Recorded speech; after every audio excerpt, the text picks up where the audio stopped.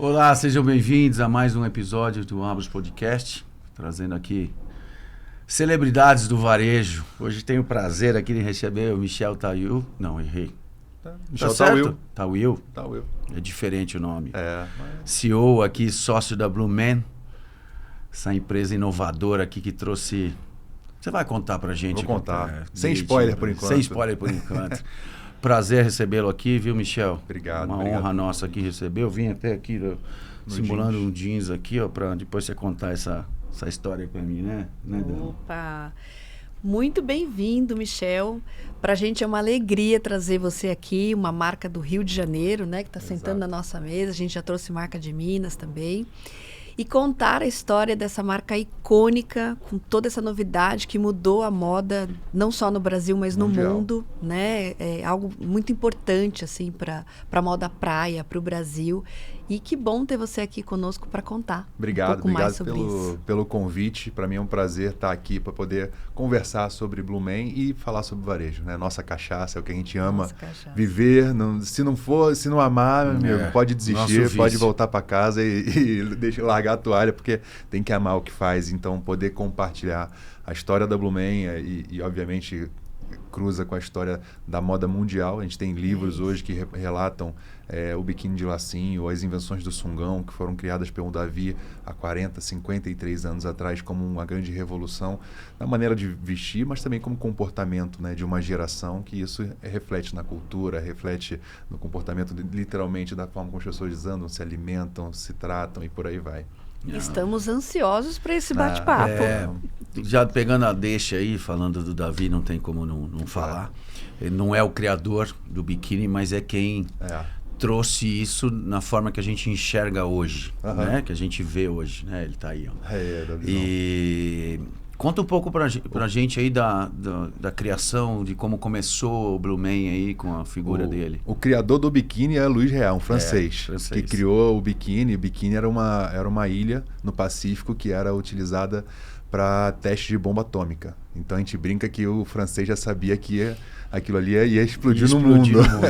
E era um maiô de 2 peças, no momento onde as mulheres não podiam utilizar, né, barriga de fora, pernas de fora. Era um maiô muito composto e ele inventou esse maiô de 2 peças. Isso que era alto também, né? Em 1943, E era alto esse maiô. E da visão, Davi Azulay vem de uma família de Belém e veio morar no Rio. Ele e o irmão, o Simão Azulay e o Davi Azulay. A mãe era Sol, Dona Sol, que era uma costureira.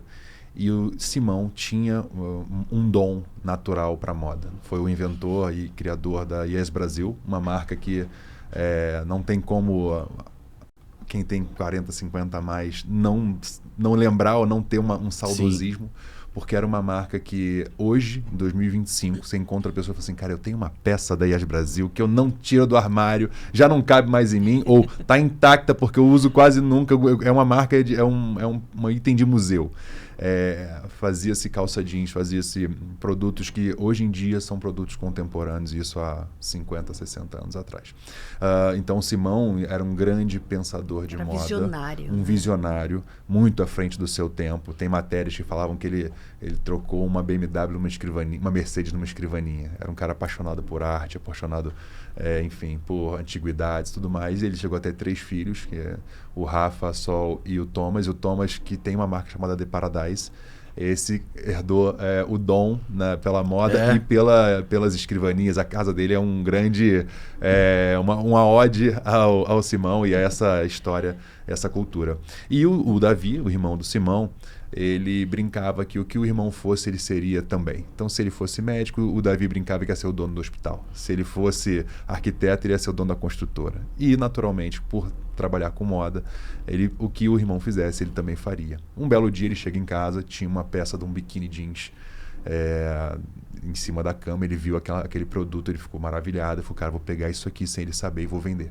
Ele pegou aquele protótipo, levou em Copacabana, na época, em 1972, e foi mostrar para os lojistas da rua, da região. Na Santa Clara, né, uma rua muito famosa, né, por ter, na época, um grande atacado de biquíni, loja de biquíni. Ele tirou 1.400 pedidos naquela tarde, chegou em casa vibrante, foi falar para o irmão, peguei esse produto aqui, peguei esse biquíni esse biquíni jeans e tirei pedido. Ele, você pega minhas coisas, você não me respeita meu espaço, vai a merda você, esse biquíni que eu não quero saber disso, fica pra você. Ele, você ia vender por quanto? Por 50 moedas. Eu vendi por 80, deixa comigo que eu sei o que eu tô fazendo. Ele pegou um dinheiro, uma prévia, um 30%, foi produzir essas 1.400 peças. Quando ele produziu, ele foi entregar numa tarde e de manhã entregou o biquíni. De tarde, a dona da loja mandou chamar ele. Não tinha WhatsApp, não tinha celular, mas de alguma forma o telefone lá, o telefonista achou ele. Pô, vem na loja porque preciso falar com você. Quando ele chegou, na época a modelo de prova Rose de Primo e ela experimentou o biquíni, só que era um biquíni jeans que não tinha elastano e não passava da canela das mulheres. Ela travava no meio da perna. É o jeans, né? É um jeans, né? E hoje em dia até o jeans tem elastano. Você consegue fazer um jeans muito mais maleável. Na época, não. E, enfim, ele teve que devolver o dinheiro e ficou com 1.400 peças encalhadas. Ele pegou aquela peça, botou tinha um bugre, que esse bugre até hoje a gente tem ele. Botou a peça no bugre, foi dirigindo na praia, falou, cara, eu criei um negócio e quebrei no mesmo dia. Como é que posso? O que eu vou fazer da minha vida agora? Fiquei rico, fiquei pobre, mesmo dia. Fiquei rico, chicote. Fiquei rico, fiquei pobre. E aí ele falou, bom, se não está passando de um lado do outro, eu vou pegar de um lado, vou pegar do outro e vou fazer um lacinho. Pego uma tira, faço um lacinho e vou resolver esse problema. A mãe era costureira, chegou em casa, mãe, conserta aqui, bota um lacinho. Ele criou aquilo numa tarde desesperada. E aí, naquele momento ele revoluciona a moda praia de forma mundial. Esse é um grande marco, né? A gente tem livros, né? A Lilian Patti tem um livro que fala sobre a história do biquíni e uns bons capítulos são retratando as principais marcas do Brasil e tem um capítulo só falando de Davi Azoulay e, consequentemente, Blumem. Não tem como não ser. Não tem como. E aí, enfim, isso em 1972, né? Primeiro ato, 53 anos, né? Em 2025 a gente vai completar esse ano 53 anos. E de lá para cá muita coisa aconteceu, né? E eram comportamentos de consumo, você vê uma tanga, né? Eram biquínis muito mais... Mas mesmo assim, né? Foi ousado, pra época, né? é bem ousado, né? E nessa época, a moda praia no Rio de Janeiro, o Rio de Janeiro é um grande berço da moda no Brasil, né? É uma pena que o Rio tenha perdido o Fashion Week, tenha perdido as semanas de moda, tenha perdido os eventos de atacado. Acho que tem muita coisa para reconstruir no Rio. A moda que sempre exportou coleções icônicas, hoje sofre muito por questões N, né? Poderíamos ter um podcast falando só sobre isso. Mas o fato é que era uma cultura muito, muito rica, onde foi criado lá o biquíni de lacinho, foi criado o fio dental, foi criado o asa delta. Era uma pujança de criação de moda, e a moda praia, obviamente, que marcava essa época. E depois o Davi vem e ele usa, por debaixo dos kimonos da luta, uma sunga, uma cueca maior. E ele falou, cara, eu vou fazer um sungão. Que na época de tanguinha, aquela sunga icônica do Gabeira, né? De tecido, né? De crochê, ele inventa o sungão. E, de novo, revoluciona a moda praia mundialmente, né? A gente tem... O europeu usa muito o que chama de speedo, que é aquela sunga um pouco mais curtinha. E é muito legal, porque na Blumem essa sunga é o mesmo público de um senhor de mais idade e um público gay. Eles usam a mesma sunga. Eles só não se encontram na praia, né? Não se reconhecem na praia, mas eles usam o mesmo produto. Isso é muito curioso, inclusive. Mas o fato é que essa foi mais um dos marcos. E de lá para cá, o Davi usava muito nos desfiles. Era uma época onde os desfiles eram emblemáticos, né? A gente vive hoje a moda, uma grande revolução sobre o see now, buy now, quanto a importância do desfile de uma peça utópica. Era um marketing forte, exatamente. Né? E num outro timing, né? Porque o desfile gerava um desejo daquela marca ao longo do ano. Hoje em dia, com um scroll de feed de Instagram, você já passou aquele desejo muito rápido. Então, eram épocas de grandes desfiles, então botava os garis para utilizar a passarela, e isso marcou uma grande geração. Depois a gente botou o Corpo de Bombeiros do Rio de Janeiro, todos vestidos de Blumem, finalizando um desfile, outro desfile icônico. Fechava-se a Lapa, fechava-se o Copacabana Palace. Era, de fato, um grande momento da moda, e isso sempre a Blumem foi muito de vanguarda e criou muito dessa história. Então, dali vem a exportação. Poucos produtos têm essa abrangência, a gente pode falar um pouquinho sobre isso, de ser um label brasileiro, né? O Rio Lifestyle, ou a forma brasileira pelo mundo. Ele é um produto que eu diria que são 5. Tem cachaça, tem o jiu-jitsu, tem a Havaiana, né? O flip-flop, tem ali a Brazilian Wax, a depilação brasileira, e o Brazilian Bikini é um dos 5. Então, e o Rio, ele tem essa característica, né? Porque se a gente for comparar aqui um pouquinho, a Farm também, ela faz esse sucesso global justamente pelas estampas, porque o Rio... a moda do Rio de Janeiro explora muito isso, né? A questão da nossa cultura, das paisagens do Rio. As estampas, né? Sim.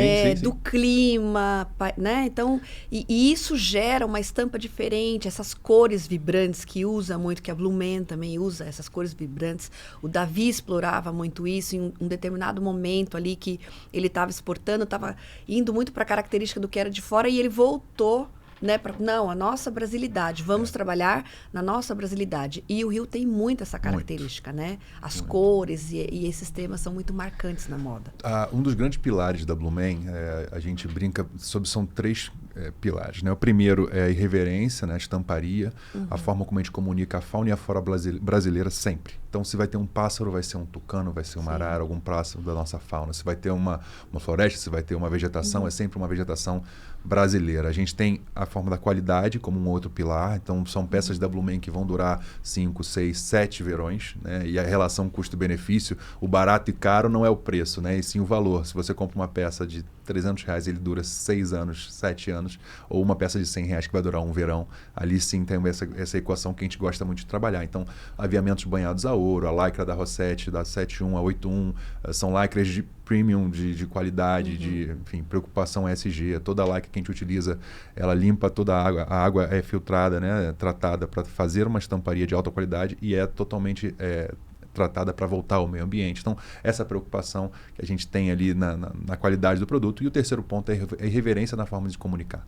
Eu acho que o comportamento de consumo do jovem e da nossa sociedade cada vez mais para o liso, para o camisa preta da Faria Lima, que toma conta da... Bermuda, fica aquela coisa branca. Eu falo para os meninos, os amigos da minha filha, eu falei, usa uma sunga. Eles usam por baixo, Eles usam por baixo. Aí eu falei, tira essa bermuda, vocês estão... Fica com a coxa branca aí. Fica com aquela coxa branca. Eu falei, meu... E a gente, não é que a gente brigue, a Farm e a Blue Man, marcas cariocas que brincam muito com a estamparia. A gente tem ainda o nosso lugar ao mercado, um lugar ao sol, porque a gente vive uma sociedade ansiosa que por vezes também está depressiva e a estamparia é a cor, é a alegria, é o momento de hesitação. A gente sabe que, obviamente, uma estampa que seja muito marcada, numa era de fotos do Instagram e do TikTok, já tirei foto com essa roupa, ela fica muito marcada. Mas são as roupas que vão traduzir a alegria, a forma como você vai ser visto também. Então, a gente sabe que a estamparia, né? E fortalecer sempre a nossa fauna, a nossa flora, a nossa praia carioca, por aí vai. A gente gosta muito de trazer esses 3 pilares como essência da marca lá de trás até hoje em dia. Só pegando um gancho, já que você falou dessa questão da sazonalidade, serem peças de verão, quais são as principais dificuldades desse mercado que vocês têm e como vocês fazem para driblar essas dificuldades, Legal. Principalmente no momento de alta concorrência? Porque lá atrás, quando o Davi criou em 72, não tinham tantos concorrentes, né? Reinventou ali a moda praia, mas hoje a gente tem muitos, né? De alta qualidade até o de baixa qualidade. Então, como é que é isso, assim, o desafio do setor? E mais do que o concorrente direto, né? A gente pode falar, a Blue Man concorre com a marca XYZ e tal, de praia. Na verdade, a gente concorre contra a AliExpress, concorre contra a Shein, concorre contra o Mercado Livre, concorre contra a influenciadora que faz o blush da marca tal. Então, a gente está concorrendo pela atenção das pessoas, não só no shopping, mas também no digital. Então, é um mercado muito competitivo, é um mercado muito acirrado. Chamar a atenção do cliente é uma das principais questões de aprendizado e cultura dentro da nossa companhia. Mas a sazonalidade, de fato, é um calcanhar de Aquiles da moda praia. Qualquer varejista que esteja assistindo a gente, que trabalhe com moda praia, vai estar, eu brinco, balançando a cabeça igual o cachorrinho de táxi, né, que fica balançando conforme o fluxo, porque a gente vende muito no verão, isso é verdade, mas a gente vende muito pouco no inverno. Todo mundo tem a solução para quebra da sazonalidade. É só você fazer fitness, é só você fazer mais roupa, é só no lugar dos outros é muito mais fácil, né? De fora da garrafa a gente vê o rótulo com muito mais clareza. Mas o fato é que a gente tem, não só no período de baixa, maio, junho ali, uma venda menor, mas a gente está comprando todo o nosso estoque, fazendo todo o nosso investimento para o verão que vai vir. Então é um descasamento de fluxo de caixa relevante, que a gente tem que lidar ao longo do tempo, né? O que o Davi fazia lá atrás, a cigarra e a formiga, no verão ele fazia o caixa e ele conseguia ter um direcionamento estratégico de equalizar principais compras, compra antecipada, ganhava desconto. Naturalmente isso era feito, depois obviamente recorre a capital de giro, bancos e tudo mais. A minha estratégia hoje não é segredo, eu brinco muito. Pô, Michel, você conversa sobre as coisas que você faz. Eu digo que o segredo não está no quê, está no como. O que é fácil, como que é peculiar a cada um. Mas a gente tem, por exemplo, aluguéis de pessoas, loja física, a gente gosta muito de negociar antecipado anualmente. Para o locatário é bom, para o locador é maravilhoso, ele consegue ter uma antecipação, ele foge da inadimplência, ele garante em janeiro o dinheiro do IPVA, do colégio da filha, do IPTU, do imóvel, ele já recebe ali antecipado e eu consigo ter uma equalização. Muitos fornecedores a gente faz a mesma coisa, fala, olha, minha previsão de compra é X, eu vou te antecipar um pagamento por aqui, pega a taxa de juros, me dá mais um prêmio aqui, alguma coisa nesse sentido. E, obviamente, essa equalização ao longo do tempo ela se torna mais comum. E aí a gente consegue entender esse caminho. A gente estava conversando um pouquinho sobre franquia, né? Por que não se tem uma franquia no meu ponto de vista? Diferente de sapato ou diferente de outros mercados onde o fornecedor entrega direto e aí você tem um rebate ou algo nesse sentido, ou um royalty diferente na compra ou na venda, a gente produz tudo e a gente tem a parte da fabricação interna. Então, o risco dessa franquia não nos pagar ou o risco dela não acontecer é diferente. E por conta da sazonalidade, faz com que o nível de gestão e de consciência financeira desse franqueado é um pouco mais difícil. Então, chegamos a ter franquia há um período anterior. Só que eu brinco que no verão o cara trocava de carro, comprava apartamento, Chicó de novo, Chicó de novo. No inverno ele não tinha dinheiro para pagar a conta de luz da casa dele. Então eu entendo que e também um Brasil de diferentes alíquotas de ICMS, um Brasil cada vez mais digital no que diz respeito à precificação. Antigamente, se eu tivesse uma franquia, podia ter um preço diferente, porque não ia haver uma consolidação, que é um pouco como vive a multimarca, né? Mas eu acredito muito que essa expansão vai passar por outros canais de venda que a gente pode abordar. E essa sazonalidade ela implica na gestão de um bom negócio, né? Principalmente em relação à praia. Legal. Não, pegando já esse gancho aí, então assim, teu viés como são lojas próprias, mas pelo que você está falando, questão de ausência de franquia, você trabalha muito com multimarca e o e-commerce, é isso? Isso. A gente tem 5 principais canais de venda hoje dentro da Blumen. A gente chegou a ter quase 30 lojas, muitas delas fora do nosso eixo Rio-Espírito Santo, que é onde tem as lojas próprias hoje. Chegou a ter loja em São Paulo, chegou a ter loja em Fortaleza, chegou a ter loja em Brasília, chegou a ter loja, enfim, em Minas, outros estados. Só que foi uma estratégia por conta da lei de incentivo fiscal da cadeia da moda no Rio de Janeiro, a lei de incentivo de ICMS de 2,5, em vez de 18, 20 no Rio, 22. E a gente optou em internalizar para o nosso estado e no Espírito Santo essa estratégia da loja física. Então, o primeiro canal, puro e simples, loja física, loja própria. Segundo canal, e-commerce, que durante a pandemia era uma loja problema. A gente, antes, 2018, 2019, sim, a menina do e-commerce chegava nos departamentos, lá vem problema. Lá vem ela querendo pedir dinheiro, vai ter que diferenciar a alíquota de ICMS na barreira fiscal, vai ter que mudar o sistema, vem problema. E hoje a nossa melhor loja, número 1, quase todas as 2, 3 vezes melhor do que a melhor loja. A gente tem um canal de multimarca, que é o nosso atacado, B2B. Hoje a gente tem 420, 440 pontos de revenda da Blumen pelo Brasil. E aí a gente tem representantes no Brasil como um todo e tudo mais. A gente tem um canal de exportação. A gente tem hoje alguns países que compram conosco, desde Japão, Angola, Chile, você tem noção, Venezuela. Nem sabia que na Venezuela poderia ter loja, mas tem, que compra Blumen, inclusive, e paga. Isso é importante. Um viés importante, né? Uma vírgula, um parênteses aqui importante. E o quinto e último canal de venda, né, que a gente entende como uma business unit ali também importante, é o canal de licenciamento de novos negócios, criado ativamente há 3 anos e meio. Passivamente já existe desde sempre. A Blumen fez coleção com a Chili Beans, a Blumen fez coleção com a L'Oréal, a Blumen fez coleção com diversos outros, Clube Social. Isso anteriormente era sempre uma demanda vinda de alguém que fala, cara, a Blumen é muito legal para ficar em 2 triângulos para baixo e 1 triângulo para cima, né? Porque biquíni são 2 triângulos para baixo e 1 triângulo para cima. 2 para cima e 1 para baixo.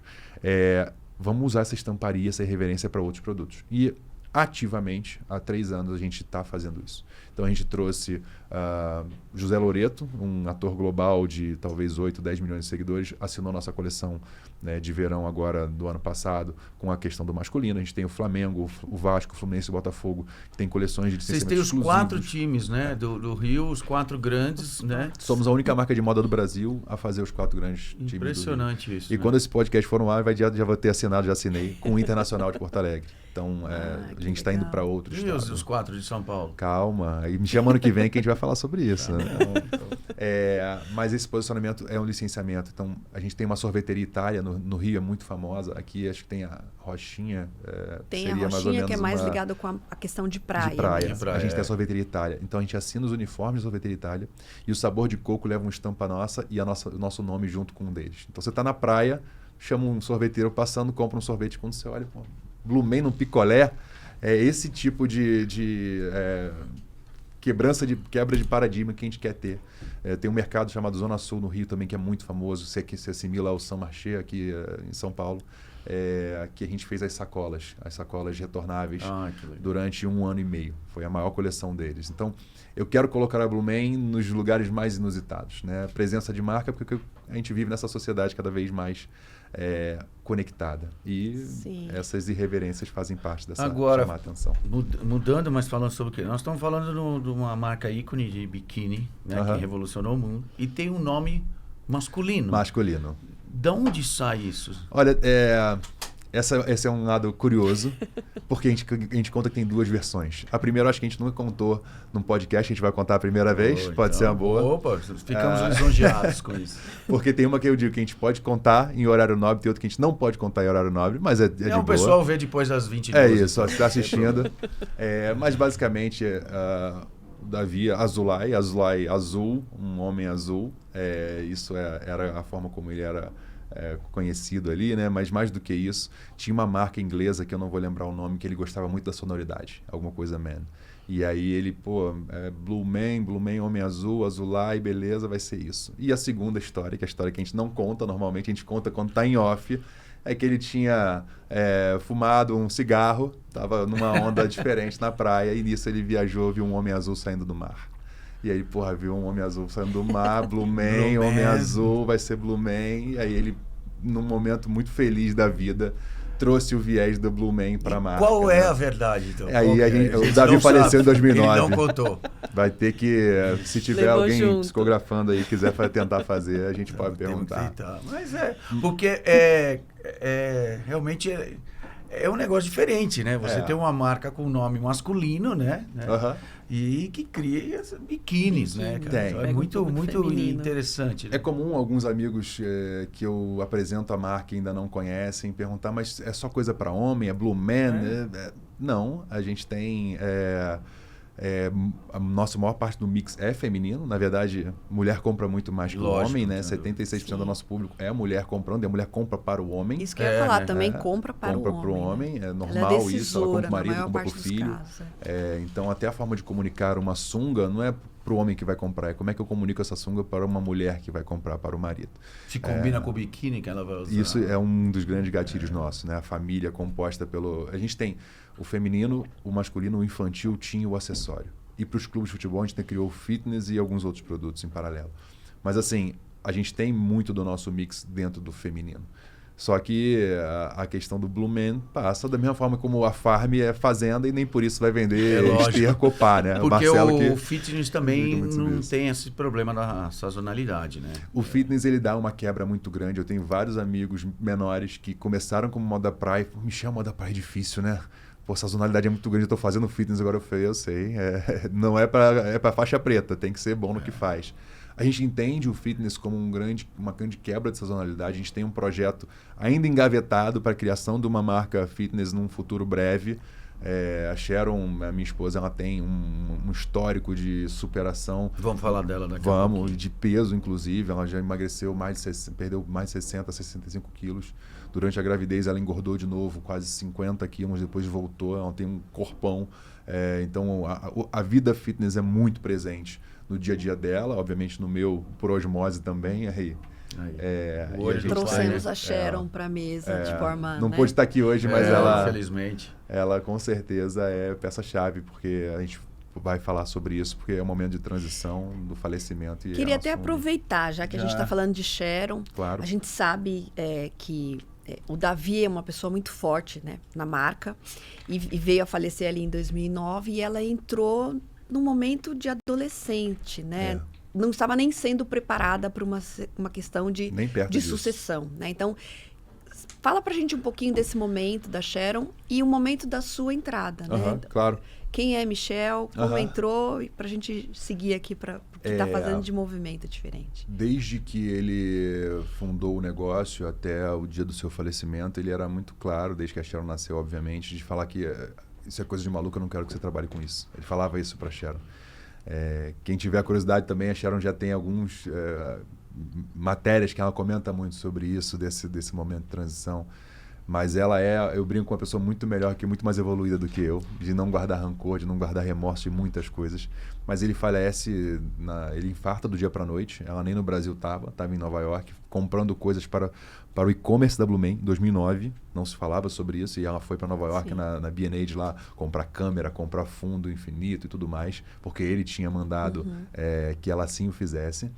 E ela volta para o Brasil, e no velório do judaísmo o caixão é fechado, então a última visão dela era o pai se despedindo no aeroporto, e esse foi o último olhar, com 17 anos. E coisas muito curiosas aconteceram nesse período. Ele falava assim: você é bonita e rica, você não precisa estudar. Visão que hoje em dia seria cancelado, talvez. Cancelado seria cancelado, né? Possivelmente. Ele tinha quantos anos? 50 e poucos. Novo, né? Muito novo.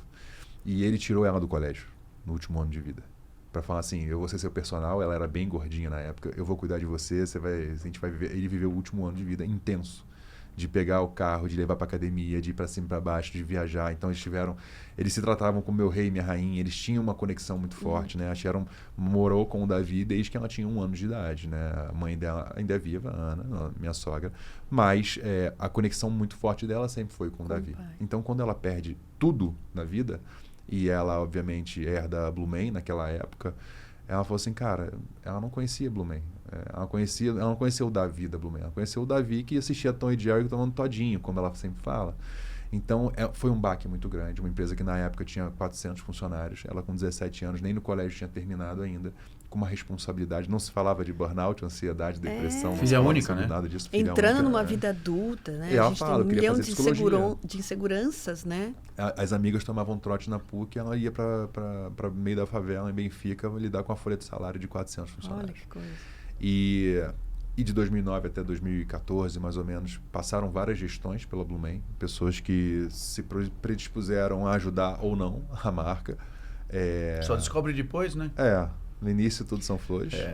E mais do que isso, eu acho que em 5 anos passar por 4 gestões, independente da idoneidade, são pensamentos diferentes, CPFs diferentes, CNPJs. A essência da marca se perde, não tem como. Né? Naturalmente se perde. Então, as coisas mudaram muito, né, internamente, e a empresa só não passou por momentos mais complicados por 2 principais motivos.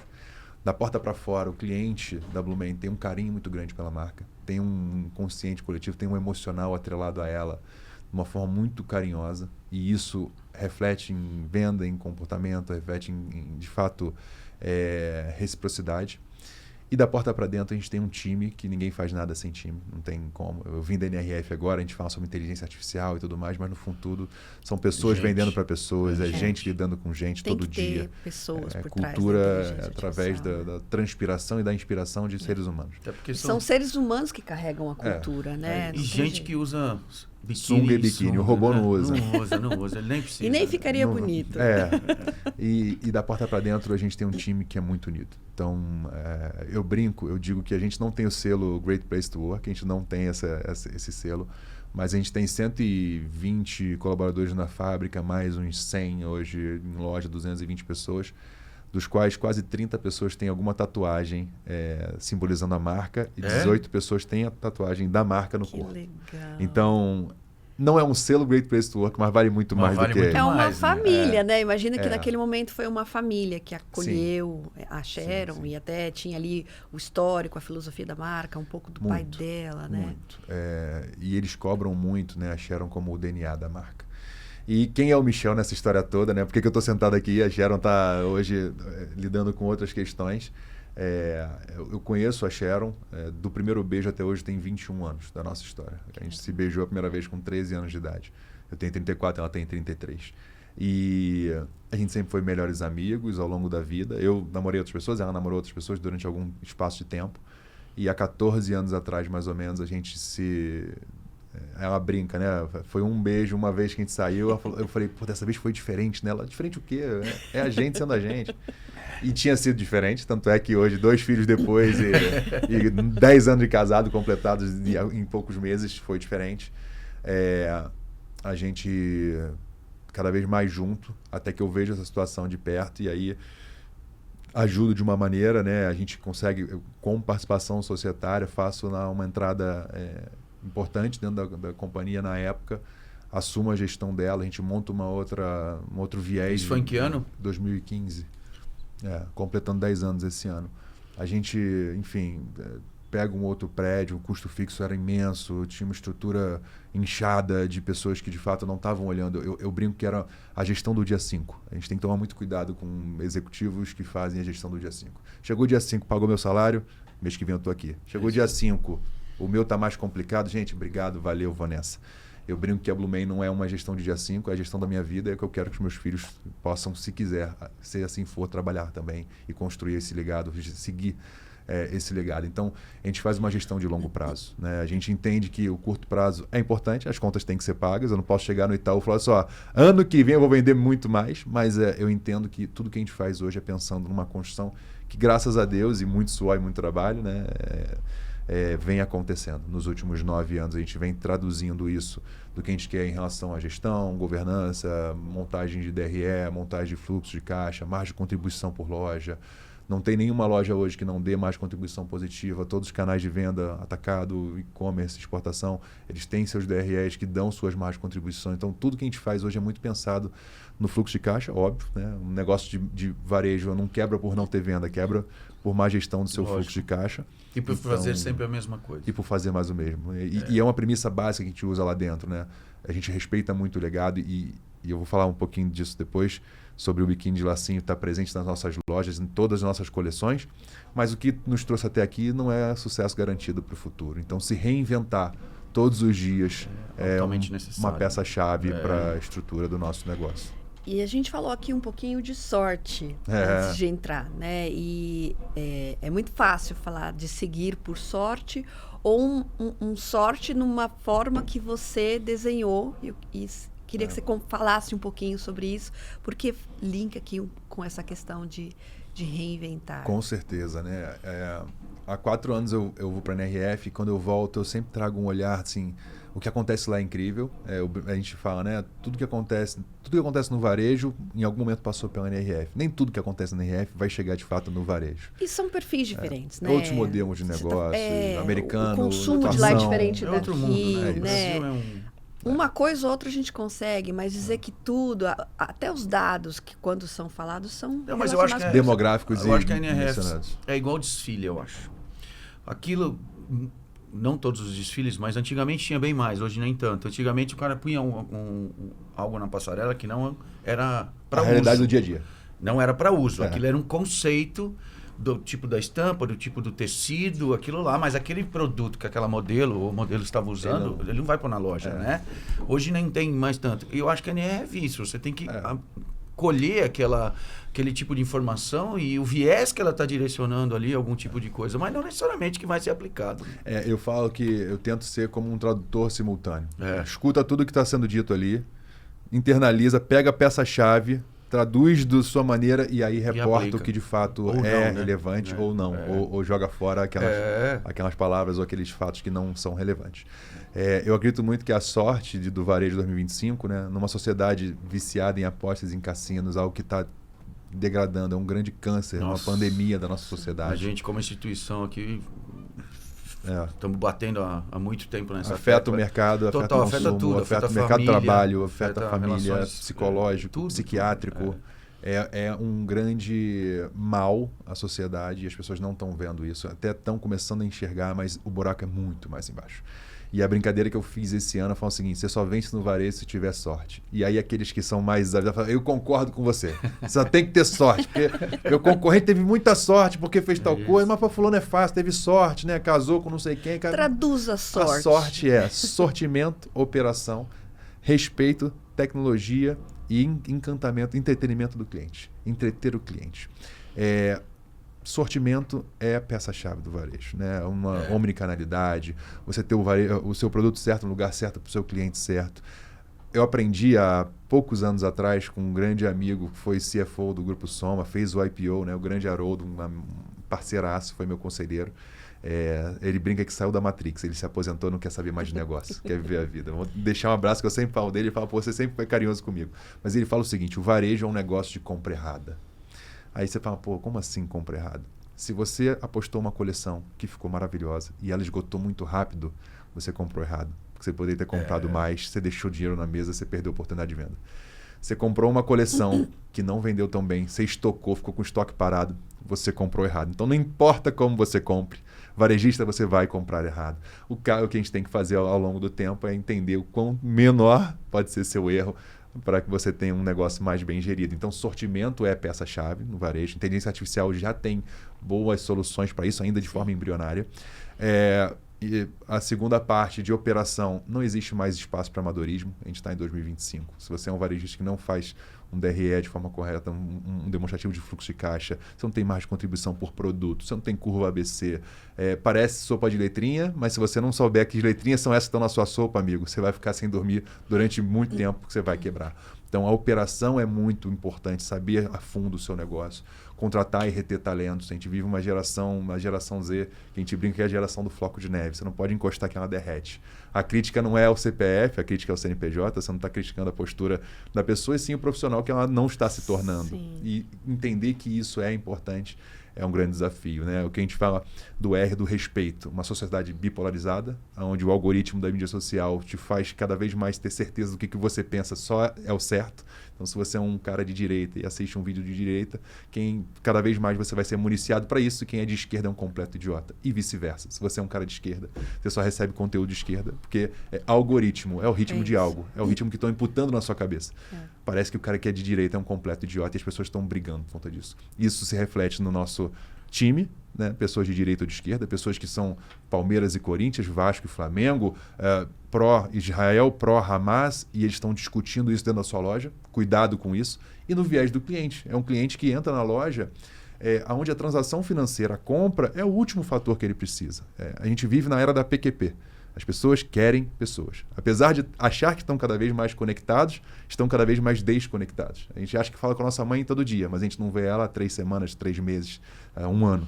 Então, as pessoas estão indo para a loja conversar, ser vista, ver, falar que arrumou um emprego novo, que terminou com um casamento de 20 anos e está saindo com um garotão, ou que o filho passou na faculdade, ou está querendo mostrar alguma coisa ou ouvir alguma coisa. Então, a loja é um fator psicológico, psiquiátrico, um fator de mapa astral, abrir mapa astral da cliente. Tem uma série de fatores acontecendo ali, onde o respeito tem que ser uma das premissas básicas. Depois disso, a tecnologia. Não tem como falar sobre varejo sem inteligência artificial. Eu sempre comento sobre isso, né? Meus amigos falam, Michel, o que você já está usando de inteligência artificial? O Paulo Passos, o CEO da C&A, falou no início do ano: não existe gestor de negócios que não entenda de tecnologia. E não existe gestor de tecnologia que não entenda de negócios.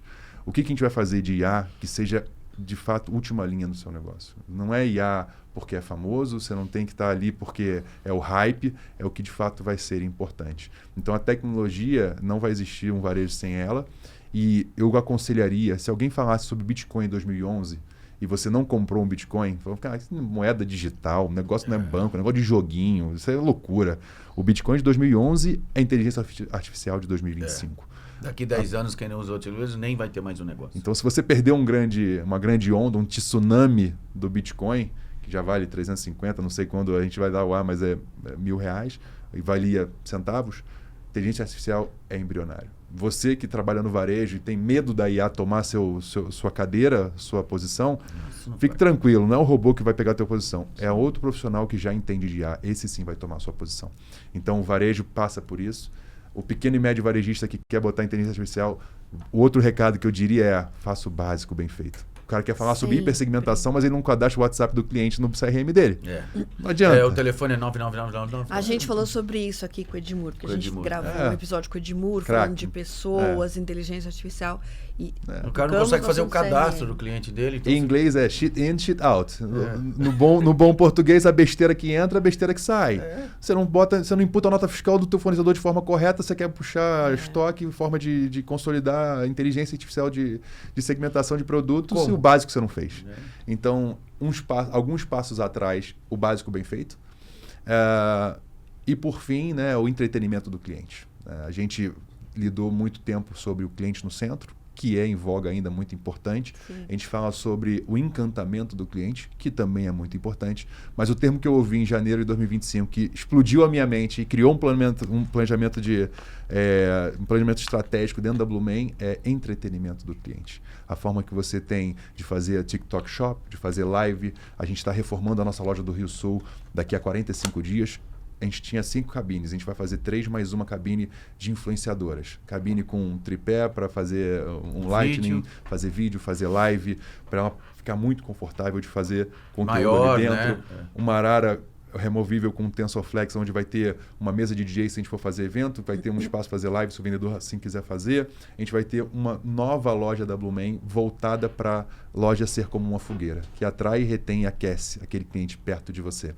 E um dos grandes pilares que a gente vai ter lá dentro é um biquíni de lacinho que vai estar rodando num canto da loja como uma grande homenagem. Né? A Sharon fez uma imersão ao luxo em Paris ano passado e um dos grandes pilares das marcas de luxo que tem mais de 100, 120, 180 anos, elas nunca esquecem de onde ela veio.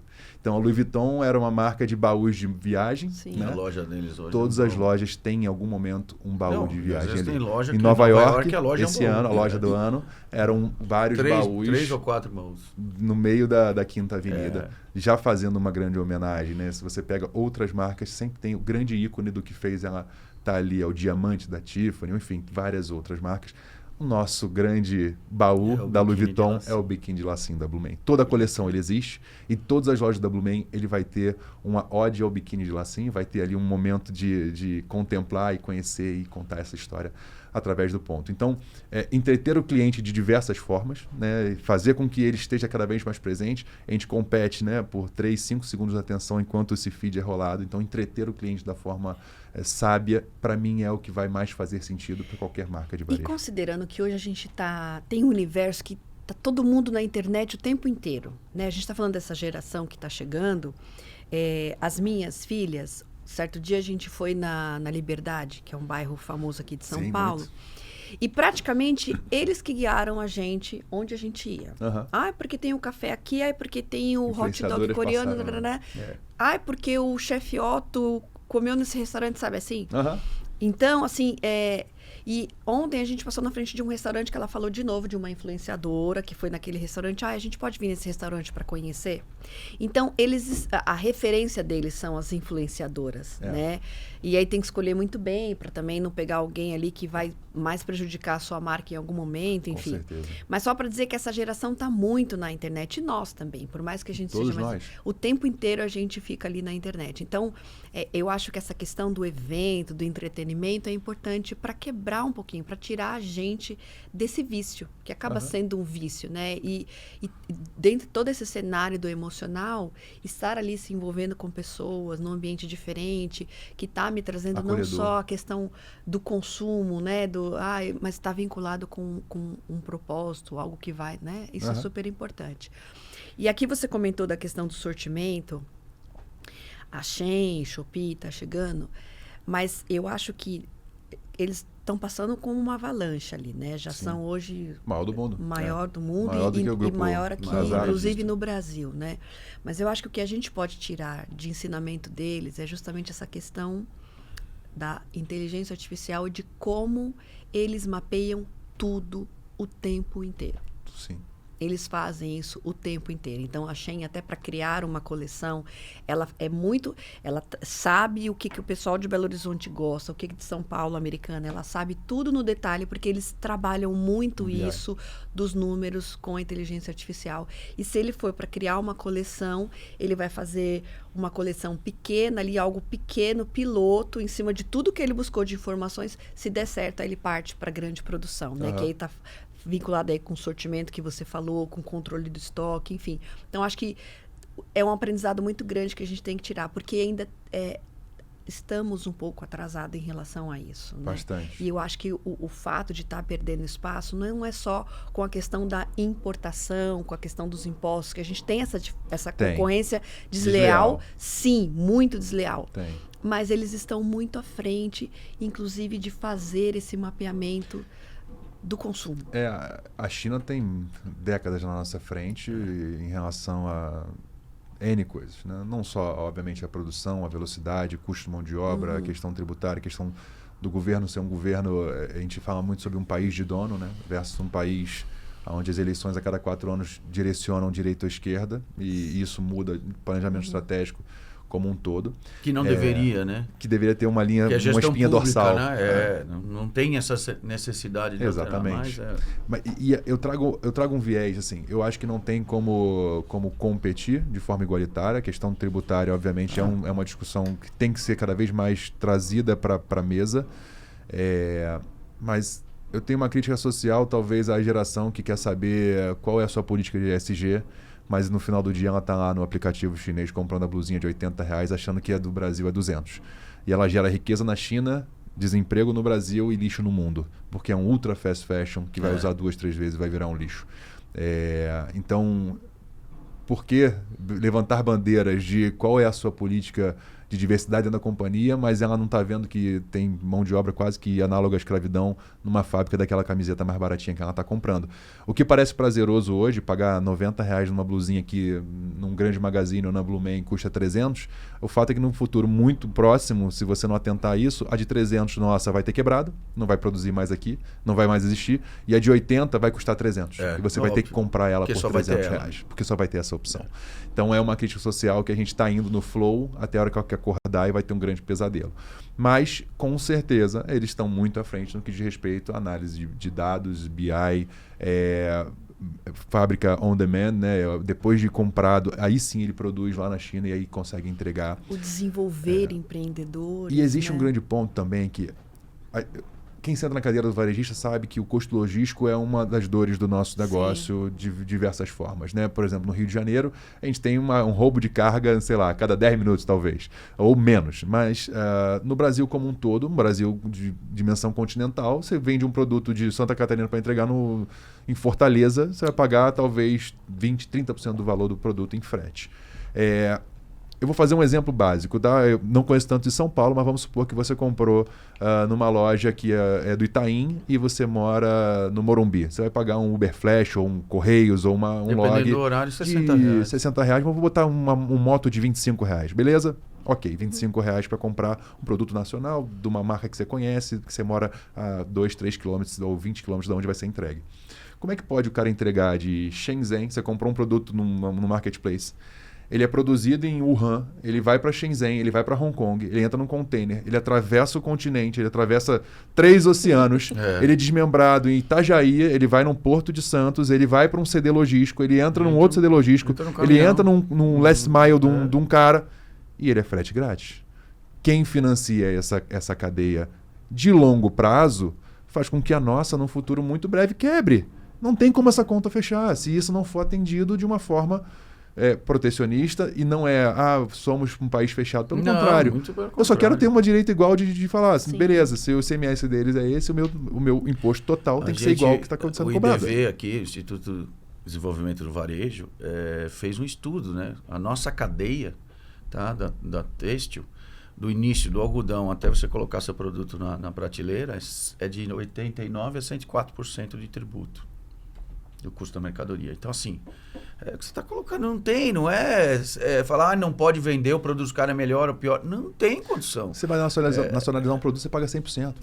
Entendeu? Então, assim, por que precisa fazer isso? Então, tem que fazer a nossa lição de casa, óbvio, porque é uma realidade, tá? Como você falou, é um país de dono, eles são sócios de todas as empresas, até um percentual X. Então, assim, ele não precisa estar preocupado com o tributo, porque ele quer o lucro daquela empresa. Quanto mais lucro aquela empresa chinesa der, mais dinheiro vai para o governo e aquilo é o imposto dele. Né? Então, aqui a gente não tem. Então, se não olhar para isso, né? A gente já vem falando isso, a gente como Ablos aqui institucional, já vem falando nisso há um certo tempo, né? A conta está chegando e agora temos as bets, né, que estão roubando parte do dinheiro, uma grande parte do dinheiro. Boa parte. Porque não é um dinheiro novo, é o mesmo dinheiro. Deixou de comprar biquíni, deixou de comprar carne, pão, de tudo. De estudar, né? Então, assim, não é que é só o comércio inteiro e os serviços perdem com isso, né? Então, eu acredito que, finalizando esse ponto, porque todo varejista tem que ser otimista, né? Se a gente acordar e for pessimista, a gente não vai levantar da cama. Então, o desafio sempre é nosso. Vai ter sempre desafio. E até uma crítica na RF, né? A gente fala sobre isso. O preço do tomate era o mesmo preço há 50 anos. Agora teve uma hiperinflação americana, as pessoas não estão sabendo como lidar. O Brasil já passou nos últimos 30, eu tenho 34 anos. 34 anos mudou uma moeda, teve 2 impeachments, teve a pandemia mundial, mas com efeitos brasileiros. Teve uma onda lá que seria uma marolinha e virou um tsunami. A gente passa por crises, hiperinflações problemas, todos né? os Então dias. você está sempre resolvendo aquilo. Então, o que diz respeito aos marketplaces da China, e não só o marketplace da China, mas também a forma como um TikTok da vida, uma plataforma chinesa, é um dos top 3 mais baixados na nossa Apple Store ou no Galaxy Store. Assim como a Temu, que nem existia ano passado para a gente e já é hoje top 3 do aplicativo mais baixado. Eu acho que não tem como competir de diversas formas e por vários motivos. E quando eu estive no escritório deles há uns 4, 5 meses atrás, eu brinquei com a executiva, né? Falei, olha, se eu não posso brigar, eu tenho que me unir a você de alguma forma. E aí a gente vem criando formas de falar assim, cara, como é que eu consigo vender pela sua plataforma? Ou tentar produzir alguma coisa, ou pegar um pouco dessa rebarba de atenção e trazer para o meu negócio também a forma de se reinventar, né? E eu falo muito, né, internamente. A Blumen tem 53 anos, possivelmente é a empresa de moda praia mais longeva do mundo, né? Não sei se tem alguma outra por aí, provavelmente é. A gente não chegou até aqui por ter sido o mais rápido. Nós não somos os mais rápidos, apesar de ter inventado muita coisa. Mas com certeza nós somos os mais constantes. Ninguém suporta tanto tempo, ninguém faz algo com tanta excelência, particularmente falando. E 53 anos no Brasil é isso, né? Tem um CNPJ de 53 anos no Brasil. É doideira. Eu estava com um grande amigo, dono de um supermercado no Rio, que tem 73 anos de história de negócio CNPJ. E ele falou que só 1% das empresas no Brasil tem mais de 80 anos. Ele vai chegar nisso logo em breve. E eu falei para ele, olha, pela minha idade, pela condição do que eu imagino, quero eu estar também nesse 1%. Mas um dado importante que é legal falar sobre isso, sobre sucessão, né? 56% das empresas no Brasil não suportam uma sucessão de pai para filho. No Rio de Janeiro, em especial, que é uma praça que eu vejo muito de perto, as marcas de moda estão vivenciando isso agora. As gerações mais velhas estão começando a querer se aposentar e os filhos de 28, 30 estão começando a assumir e vai começar a mudar um pouco. E de avô para neto é menos de 5%. Então, o que a gente está vendo hoje é essa história. Mas em relação ao marketplace da China, eu acredito que tem que ter alguma forma tentar se unir ou entender para fazer algo. E essa sucessão dos novos chegando, ela é muito saudável. Porque, de certa forma, a cabeça deles é a cabeça do momento e é importante ela entrar dentro da empresa. Porque uma coisa é eu pensar de coisas da forma que eu fui educada, vivi, cresci. Outra coisa é como minhas filhas estão pensando, como elas estão vivendo, o que elas gostam. Então, essa sucessão é importante. Mas vamos voltar para a parte gostosa da conversa. Tá entrando a Raio, que é uma marca, né? É uma marca do grupo.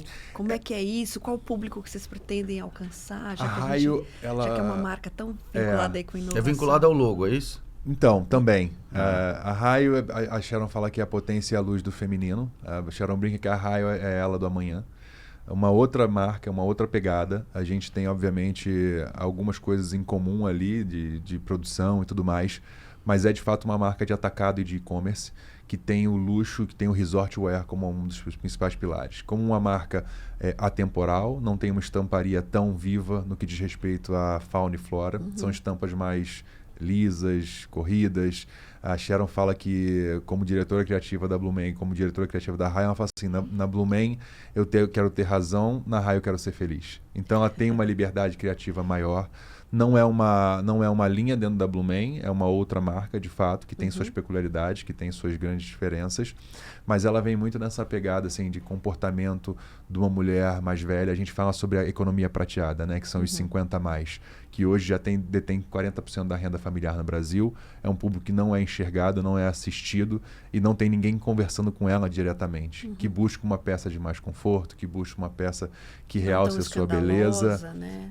E é um novo 40, um novo 50 anos, né? A gente tinha aquela imagem de uma pessoa de 60 anos, uma senhora de biquíni pretos, com... Maiô, né? De maiô, né? Fechado, com o cabelo pintado de louro, já com uma outra figura. Hoje não. 60 anos, você está vivendo, você está viajando, você está querendo experiências, seus filhos já estão criados, já pagaram faculdade, já pagou os boletos, já está... Eventualmente se separou de um casamento que não era tão feliz. Quer viver. Quer, sabe, quer ver e ser vista. Sharon brinca, né? É nova para a medicina, a forma como as coisas estão acontecendo. É uma mulher que transa, que é independente, que quer viver a vida. E o homem também. Um homem de 50, 60, 70 anos é uma visão totalmente diferente. Então, para essa economia prateada, que a gente fala muito sobre como é que o nosso varejo, o nosso negócio, que tem 20, 30, 40, 15 anos, vai atrair a geração Z. Mas se a gente abrir o leque e olhar... Todas as gerações estão aí para consumir, né? Para os baby boomers ou para alfa ou para outras gerações. A minha mãe tem 81 anos, né? E aí, totalmente ativa, mora sozinha e tal. E aí, a gente trocou o carro dela, eu comprei o carro esportivo, porque era um carro pequeno, mas coincidentemente foi. Aí o meu irmão veio para mim, pegou o carro e falou, meu, carro da mãe, cara. O pessoal ela para na vaga do idoso e desce do carro. E aí os caras ficam olhando, o pessoal no posto de gasolina, e ela fica assim, 81, cabelo, sabe? Você fala, meu... A minha avó com 81, você vai falar... Uma senhorinha. Aquela coisinha né?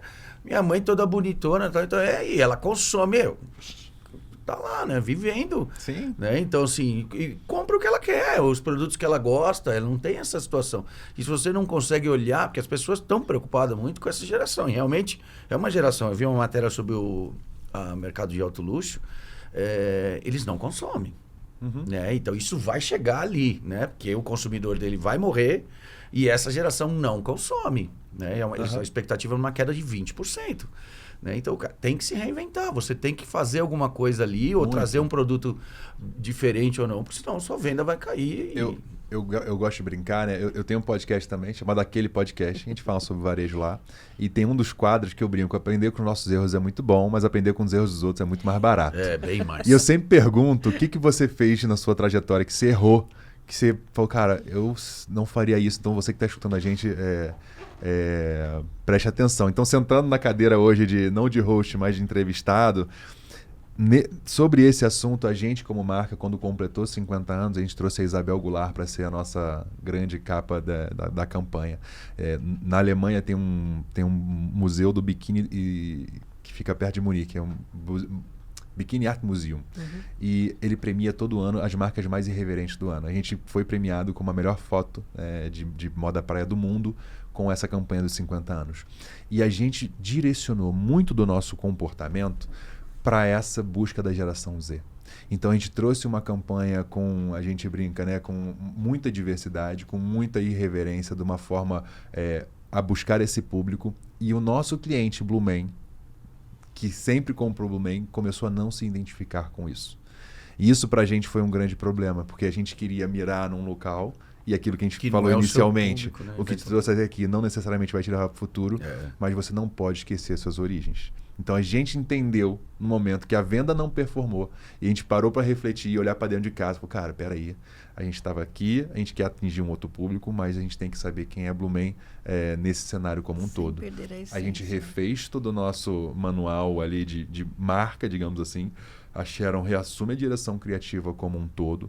A gente traz o DNA Blumen literalmente para estamparia, e a gente começa a ver a venda performar 30%, 40%, 50% de crescimento sem store sale. Então, eu diria que, apesar de estar preocupado em atrair novos públicos, não esqueça da sua origem. Até não porque esse público põe uma bermuda em cima do seu produto. É isso, bota a bermuda em cima da nossa sunga. Você tem uma dedicação ali, um estudo para você ter uma estampa baseada nisso, aquilo, um produto, uma qualidade numa marca, e ele vai colocar uma bermuda de outra marca em cima do seu produto. Sim. Então, assim, ele não deixa de usar.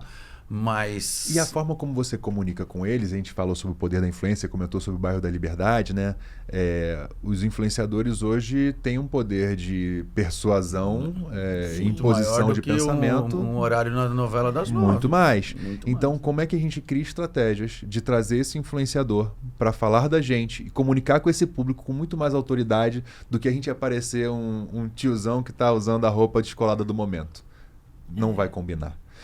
A gente teve um exemplo, um mês atrás, literalmente, 3 meninas do TikTok que tinham 5 mil seguidores. Então, a gente, como marca, às vezes fala assim, eu não tenho dinheiro para fazer influenciadora. Deixa eu te contar um segredo, tem nano influenciadora de 3 mil, 6 mil, 10 mil influenciadoras que tem muito mais conexão e conversão do que uma influenciadora de 10 milhões de seguidores. E regional, você consegue levar a sua marca para um lugar menor ali, com esses 5 mil, que pode ser um mundo segmento, né? A influenciadora de milhões de seguidores, de manhã ela está usando Blue Man, de tarde ela está usando outra marca e de noite ela está usando outra marca. E o público sabe, ela está recebendo para falar sobre esse produto. Sim. Ela faz a pastilha do cabelo que cresce, da unha que não sei o quê, do blush do não sei o quê. É só dinheiro no final do dia. Quando ela vê uma menina que estuda no colégio dela ou que faz academia, na mesma academia com ela, sabe que a vida dela é meio parecida. Pô, se ela fez isso, eu também posso. Se ela emagreceu, eu também quero. Se ela comprou essa roupa ficou linda, eu também quero. Tem uma conexão verdadeira com o produto, com a marca, né? Sim. É comercial. É só comercial. Então, esse poder da influência faz com que a gente pegou 3 meninas que a gente não contratou elas. Elas fizeram um vídeo no TikTok, utilizando uma peça que elas não sabiam de onde era. E ela falou, cara, não estou conseguindo vestir isso, eu não sei se isso aqui amarra na cabeça, não sei se isso aqui é uma saia, se é um vestido. E de fato tinha uma amarração diferente. E aí a menina falou assim, cara, eu nem sei o que é isso, de onde é essa marca? Aí a menina, Blue Man. Aí a outra amiga falou, Blue Man? Eu amo a Blue Man. A Blue Man é foda, me dá, nem que eu faça um lenço de cabelo, eu vou usar isso. Eu estava em casa, recebi um WhatsApp, falou, Michel, olha isso. Na hora eu falei, pô, ferrou, TikTok, Blue Man, a gente é um pouco ainda uns passos atrás. Falei, deve ser alguém falando mal. Já me preocupou. Quando eu entrei e vi, maravilhoso. O vídeo, em menos de 1 hora, tinha 2,5 milhões de views. Bateu 3,5 milhões, 4 milhões, nem sei quantos milhões de views tem hoje. E a mídia social é muito rápida. A gente, no mesmo momento, pediu que entrasse em contato com elas. A gente marcou no dia seguinte a Sharon ensinar para elas como é que vestia aquela peça. E esse vídeo já bateu mais de 2, 3 milhões. Foi muito natural, a parte 2. Né? E o primeiro vídeo já passou de 4 milhões de seguidores. Se a gente espera 5 dias, 4 dias para fazer esse parte 2, a gente vive na era do imediatismo, a gente perde o time. E aí a gente fala sobre entretenimento do cliente, que é um dos temas que a gente comentou lá atrás. Então, a geração Z, ou essas meninas de 18 anos, que por vezes a gente achava que não conheciam a Blue Man, uma delas era fã da Blue Man e viralizou para um público que negócio é esse de Blue Man? E aí quando entra no nosso site, vê os produtos que a gente tem, vê a comunicação do que é. Quando entrar na loja nova do Rio Sul, vai ver traduzido isso lá dentro. Quando assiste um podcast, vai ver, pô, quem é esse? Blue Man é o quê? Vai ver a tela, vai ver o Michel, pô, que legal, compartilha o que esse cara acredita. Vai ver a Sharon, que posta todos os dias na rede de mídia social. Uma mulher, uma mãe, uma empresária. Torna uma referência como mulher mesmo, né? Porque a história dela é muito impactante. Muito. Então isso conecta. A gente fala, né, que a influência como um todo é muito legal, mas a imperfeição e o dia a dia é o que conecta. Então, a marca tem que estar atrelada a todos esses atributos, que não só o que a gente quer que a marca seja, mas a forma como a gente comunica ela em todas as esferas e mídias sociais e caminhos. Mas é a forma como eu errei de querer direcionar a marca para uma geração Z, e a gente veio entendendo ao longo do tempo. Não, e o mais interessante é que você assume, o errar é totalmente normal, mas corrigir de uma forma rápida, né? E verificar porque tem gente que começa a persistir. Não, errou porque deve ter tirado, vamos fazer de novo. Né? E aí isso que causa ali um prejuízo grande. A gente tinha uma foto aqui da campanha dos 50 anos, eu acho. Tem. Se puder colocar aqui pra gente ver. Aí. Tem um fato muito curioso, sabe? Eu brinco que a Blue Man... Tem duas. Eu brinco que a Blue Man... A gente come ovo de galinha, não come ovo de pato, porque a galinha bota ovo e grita, né? E avisa. E o pato não avisa, a gente não come o ovo do pato. A gente faz muita coisa legal na Blumen e durante muito tempo a gente não comunicava.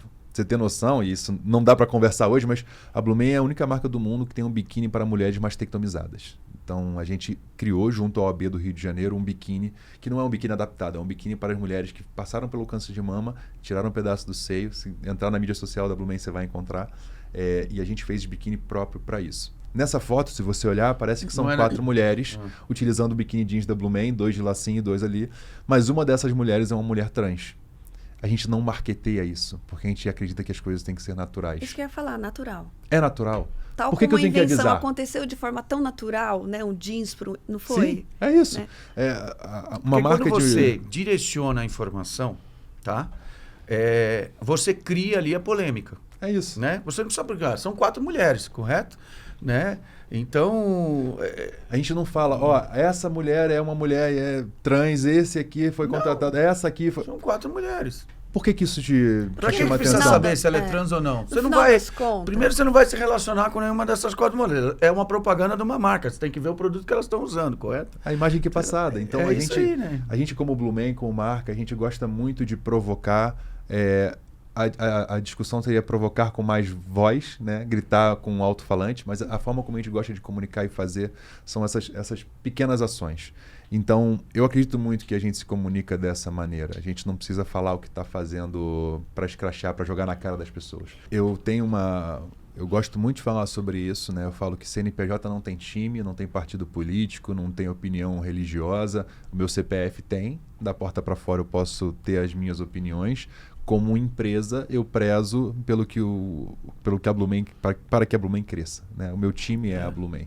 Eu só posso fazer coleção com Vasco, Flamengo, Fluminense e Botafogo por ter uma posição idônea e isenta quanto à opinião de time. Sim. Porque senão eu não faria. Não tem como, Sim. né? Se a minha paixão está à frente dos meus negócios, eu ia fazer só com o meu time do coração. E deixar uma oportunidade uma passar. loja do Flamengo, do Botafogo. Do Botafogo, do Fluminense, do Vasco. E não é isso, né? A gente tem que prezar pelos nossos negócios. E o mesmo vale para todas as outras discussões. Essa semana passada, foi acalorada uma discussão na mídia social sobre isso. A sua marca tem que tomar posição política, né, para você criar comunidade. Aí eu brinco, se você não é o Luciano Hang, nem a Magalu, eu não iria entrar nessa bomba dividida, não. Não precisa. Né? É o meu ponto de vista. E eu comentei com um amigo lá na nossa roda de varejo, falei, cara, eu não sou o Luciano Hang. Ele teve 2 bi de resultado líquido aí no mês passado, mês retrasado, com opinião política, respeito. Magalu tem opinião política, também respeito. Eu, como Blumen, como pequeno médio varejista no Brasil, acredito que CNPJ não tem time, partido político, nem religião. Você pode vender para qualquer pessoa. O propósito pouco importa atender que time ele todos, torce, né? e que partido ele vota. Que tem a ver com o respeito que eu comentei lógico, inicialmente. Pouco importa, né? Tá certo. Michel, a gente tem aqui uma brincadeira que a gente conversa aí com nossos entrevistados aí. Se você tem alguma história engraçada que aconteceu da marca, né, nesses 53 anos ou no período que você está aí à frente dela. Cara, é uma pergunta que me pega desprevenido. Eu tenho uma coisa que eu acho engraçado, porque é algo que eu brinco muito, que apesar de trabalhar com moda, eu não entendo de moda, né? E a gente obviamente trabalha gestão, negócio, modelo de pensar, de consumir. E eu me policio hoje para só usar Blumen. Hoje eu estou, inclusive, de Blumen, apesar de formal, de Blumen. Eu permito lá em casa que a gente use Blumen ou Zara, e nenhuma outra marca. Então a gente brinca que a Zara tem licença poética para ser utilizada, a casaca da Zara e a camisa da Blumen. Mas há um tempo atrás eu usava uma marca e eu comprava uma calça estampada. E todo mundo perguntava de onde era essa... Pô, que calça linda, de onde é a calça, de onde é a calça? Eu falei, cara, eu tenho que parar de usar essa calça, eu tenho que fazer isso na Blumen. Só que essa marca, muito famosa, tinha uma modelagem muito errada. Eu sou um cara de 1,93 m e uso GG. Às vezes, quando mais fit ou um pouquinho mais apertado, uso G. A marca vendia uma calça tamanho M. Eu falei, cara, esses caras são muito burros, eles são muito ruins, a modelagem deles é horrorosa. Como é que pode uma calça M? Pô, não sei o quê. A gente, na moda... Poucas coisas se criam, a maioria se copia, e a moda é cíclica, né? Você tem uma pochete que era totalmente old fashion, cafona, hoje as pessoas usam pochete porque é cool. A calça boca de sino, enfim. Uhum. A gente pegou, né, uma calça, falou, cara, vamos fazer uma calça dessa na Blumen, vamos, o Michel vai poder usar a calça, que é calça Michel o nome, inclusive. Beleza, vamos nessa. Pegando, eu falei, entreguei minha calça, vamos fazer a modelagem, vamos pegar uma estamparia linda nossa, botar uma arara, era um abacaxi, um coqueiro, enfim. Vamos fazer essa calça, beleza e tal. Fiquei todo feliz. Passou 6 meses, 1 ano, chegou a coleção. Chegou meu produto. Michel, essa calça aqui que a gente fez para você é a calça Michel. Beleza. Fui pegar e tal, quando eu vesti, a calça caiu perfeito. Quando eu fui na etiqueta, era a calça tamanho M. Eu falei, pô, eu chamo os outros de idiota, que marca horrorosa, não tem, porra, noção de modelagem nenhuma. Eu tenho 1,93m, como é que pode? Os caras são horríveis, meu irmão. A gente, na hora de criticar, é aquela massa. Você aponta um dedo, tem 3 voltados para você. Então, assim, quando eu contei isso você ficou feliz de estar usando o M, então? Não, agora eu tô fit, eu tô lindo. Quem fala assim, eu uso o quê? Eu uso o M. Na Blumei eu uso o M. Mas o fato é que isso virou uma piada interna, né? A gente ia tentar os processos, e a verdade é essa, a gente olha para muitas coisas ao mesmo tempo, e às vezes algumas coisas passam batidas, a gente tem que perceber e corrigir. Por isso que a equipe é importantíssima. E perceber os erros dos outros é muito mais fácil do que a gente fazer o exercício dentro de casa. Na verdade, a gente sabe onde são nossos erros, né? Nós varejistas entramos na nossa loja, a gente fala, pô, aquele parede tem que pintar, essa arara não tá tão bonita, aquilo ali não tá tão... A gente acaba achando que a grama do vizinho é mais verde do que a nossa, mas às vezes a gente critica algumas coisas achando que, pô, cara idiota, como é que ele não vê que a modelagem tá errada? A gente foi replicar a mesma modelagem de tamanho errado. Eu uso M nessa calça, no resto eu uso GG, mas a gente já corrigiu, isso é uma piada interna que a gente faz quando a gente vai. E vai ser eternamente a calça Michel. Calça Michel. Pelo menos tem meu produto, né? Olha, isso M de Michel. É pra poucos. Depois eu mando a foto pra você ver. Michel, você deve usar M, ou P. É um pouco menor do que eu, você vai usar P na Blumei. Michel, a gente está chegando na reta final do nosso episódio. A conversa tá muito gostosa, né, Mauro? Sim. Interessantíssima. E a gente tem uma tradiçãozinha aqui que o convidado anterior deixa uma perguntinha mistério aqui que a gente não sabe. A gente sabe quem deixou? É segredo também? Não, a gente vai falar. O nosso último convidado que teve aqui foi o Ricardo Cutati, da Spice, né? Legal. Do grupo da MK Spice, da Lego. E ele deixou uma pergunta aqui para você dele, no envelope. Legal. Gostei da dinâmica. Então, vamos ver se pode utilizar como benchmark. Aí, né? Não tem problema nenhum. Olha. Como ser reconhecida como uma marca inovadora em um tempo que a palavra inovação se tornou cada vez mais batida? Legal. Eu acredito que a questão da inovação não é ter o computador mais potente, a questão da inovação não é o teu software melhor, a questão da inovação ou da mente inovadora parte do dia a dia da cultura interna que você trabalha com as pessoas. A gente vê, obviamente, as pessoas falando sobre isso, né? Pô, uma marca moderna, uma marca que tem inovação, que tem a tecnologia como grande pilar. Eu, ano passado, tive um grande desafio de tentar trazer inteligência artificial para o dia a dia da empresa. E eu entendi que os meus funcionários estavam com medo de perder o emprego. E aí eu fui muitos passos atrás. Falei, cara, não adianta eu querer empurrar a goela abaixo ou ser top-down uma decisão como essa. Eu tenho que mudar a cultura interna. E aí peguei um WhatsApp dos líderes e falei, gente, vamos começar a usar o ChatGPT, a IA generativa, primeiro passo. Quem mora de aluguel, tenta formular um contrato de aluguel de forma sucinta através do ChatGPT. Cria uma imagem doida, faz um tucano usando uma camisa do Brasil em cima de uma árvore verde. Ou redige um e-mail que você vai fazer para a equipe, redige um e-mail feito sobre isso. Toma uma decisão baseada nisso, para que as pessoas comecem a entender o básico da inteligência artificial ou da inovação ou da forma que as coisas devem acontecer no futuro. Porque, de fato, a gente vive na geração que todo mundo acha que está inovando. Né? No final do dia, você tem que resolver um problema. Então, eu acredito muito que, apesar de ser batido o tema, faz parte da cultura da companhia ter a inovação como um drive, ter a inovação como premissa, para que aí sim a gente comece a tornar o nosso negócio inovador. A gente fala sobre o comportamento do consumo está mudando, do consumidor está mudando, mas nós, quando não estamos sentados na nossa cadeira de CEO, somos consumidores. Então, o comportamento do empreendedor também está mudando e tem que mudar. Se a nossa cabeça não for aberta para 2025, saber que não existe planejamento estratégico de 2, 3 anos, tem que ser no máximo de 1 ano e revista a cada 3 meses, o seu negócio não vai perdurar. Então, a inovação passa pela cultura da companhia. Excelente. É isso. Muito bom.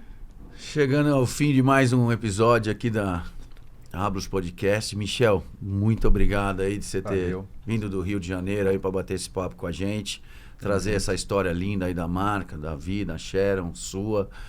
E mais sucesso aí para você. Obrigado. E a Ablos Podcast sempre trazendo matérias relacionadas ao varejo, conteúdo para tentar ajudar. Espero que todo mundo que escute aqui esse podcast possa pegar um pouco do que você falou, aprimorar ou usar da mesma forma, como a gente falou durante aqui, e ajudar alguém. O segredo não está no quê, está no como. É isso aí. Então, o que a gente falou um monte de o quê. Agora o como vai ser o desafio de cada um. Vou deixar um agradecimento e um presente para quem estiver assistindo a gente. Pode ser? Lógico. Claro, fique à O vontade. agradecimento é por vocês terem aberto a porta, o podcast, o microfone para poder falar da Blumen, passar a mensagem da Blumen para mais pessoas, seja no mercado de varejo, de consumo ou de um cliente que caia por aqui no nosso podcast desavisado para ver o que é esse negócio da Blumen.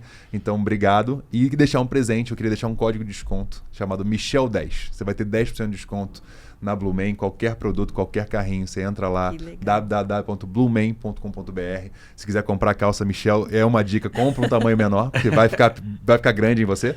Mas fica um desconto para quem quiser não só ouvir falar, mas também usar a nossa peça no dia a dia. Obrigado, Michel. Valeu. Eu vou entrar lá já. Boa. Michel10. Michel M-I-C-H-E-L. Quem quiser ver o Instagram, michel.tawil, Sharon.azulay e Blumen Brasil. Depois a gente coloca também oficial. lá. Pode botar aqui. Sim, aquelas peças maravilhosas, né? Opa, obrigado. Desconto. Michel, obrigada. Valeu. De verdade, assim, uma conversa realmente muito inspiradora, muito gostosa. E trazer isso, porque a Ablos, além do propósito que a gente tem de defender os interesses do setor, dos nossos associados, dos lojistas de shoppings, que é um universo também assim desafiador, né? Sim. A gente tem esse propósito de trazer informações, insights, para que ajude ali no dia a dia, porque às vezes a pessoa está tão envolvida no negócio, no momento de dificuldade, que ela acaba esquecendo de olhar para algumas outras coisas que também são importantes. Então, está dentro aqui da nossa conversa. Muito obrigada por ter aceitado o convite, por ter vindo do Rio de Janeiro para São Paulo para participar desse bate-papo. Novamente, muito obrigado. Sigam nas redes sociais, no Instagram, no YouTube, e aproveite o nosso conteúdo aí. Muito obrigado.